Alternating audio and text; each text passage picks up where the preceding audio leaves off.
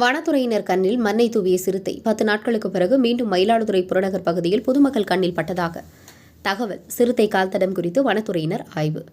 மயிலாடுதுறை மாவட்டத்தில் கடந்த 2ஆம் தேதி நகர்ப்பகுதியில் சிறுத்தை ஒன்று புகுந்தது கண்டுபிடிக்கப்பட்டது. அந்த சிறுத்தையை பிடிக்க வனத்துறையினர் பல்வேறு குழுக்கள் அமைத்து கூண்டுகள் மற்றும் கண்காணிப்பு கேமராக்கள் உதவியுடன் தேடி வந்தனர். இந்நிலையில் 10 நாட்களாக மயிலாடுதுறை பகுதியில் சுற்றித்திரிந்த சிறுத்தை வனத்துறையினர் வசம் சிக்கவில்லை. இந்நிலையில் கடந்த 12ஆம் தேதி சிறுத்தை ஒன்று அரியலூர் மாவட்டத்தில் சுற்றித் திரிந்தது சிசிடிவி காட்சியில் தெரியவந்தது. மயிலாடுதுறையில் தென்பட்ட சிறுத்தை நீர்வழி பாதை வழியாக அரியலூர் மாவட்டம் சென்றிருக்கலாம் என்று வனத்துறை தெரிவித்து 2 நாட்கள் தொடர் கண்காணிப்புக்கு பிறகு தனது தேர்தல் வேட்டையை மயிலாடுதுறை மாவட்டத்தில் நிறுத்தியது. இந்நிலையில் ஏற்கனவே சிறுத்தை ஆட்டை அடித்துக் கொன்று மயிலாடுதுறை புறநகர் பகுதியான சித்தர்காடு காவிரி ஆற்றங்கரை பகுதியில் தென்பட்டதாகும். அது தன்னை விரட்டி வந்த நாய்களில் ஒரு நாயை தூக்கி செல்லும் பொழுது நாய்கள் சேர்ந்து சிறுத்தை விரட்டியதாகும். நேற்றிரவு அதனை நேரில் பார்த்து அருகில் கட்டுமான தொழிலில் ஈடுபட்டு வரும் தொழிலாளி ஒருவர் தெரிவித்தார்.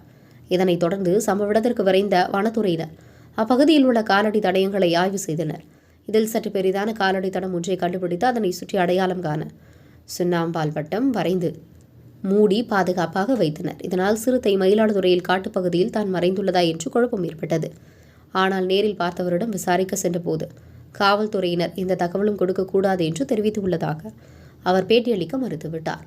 உங்கள் பகுதியில் உடனுக்குடன் முக்கிய செய்திகள் உங்கள் விரல் நுனியில் காண எங்கள் தவசி நியூஸ் 24 சேனலை காண தவறாதீர்கள். உங்கள் மயிலாடுதுறை மாவட்ட செய்தியாளர் ஆயலஞ்சொயனுடன் உங்கள் தவசி ரமேஷ்.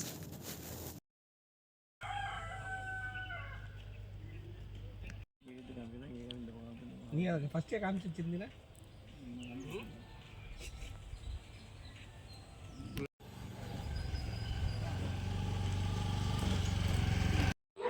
அந்த கொத்தனார் பார்த்தாரு பார்த்து கேட்டு பேட்டிட்டீங்களா?